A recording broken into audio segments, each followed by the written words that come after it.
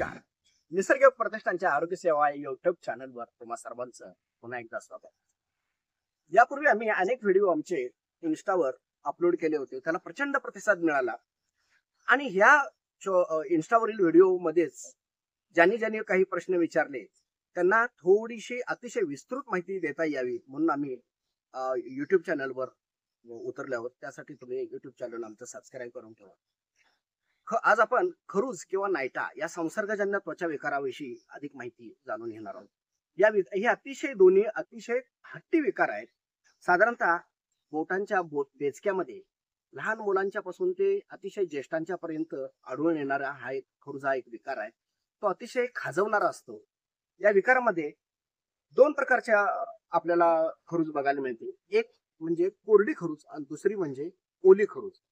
कोरड्या खरुजेमध्ये ही फार खाजवणं असतं आणि त्वचेचे बारीक बारीक पापुद्रे निघतात.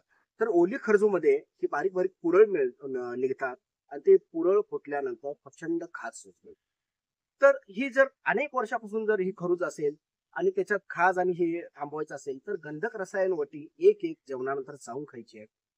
आणि ह्याच्यावर दुसरा अतिशय चांगला रामबाण घरगुती इलाज म्हणजे पाव चमचा हळद आणि 1 चमचा कडुनिंबाच्या पानाची पावडर जी की आयुर्वेदिक दुकानामध्ये उपलब्ध असते.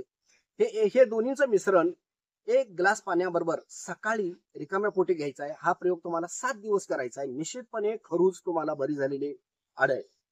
माहिती आवडली असल्यास सर्वांना शेअर करा, इतरांच्या पर्यंत पोहोचवा. धन्यवाद.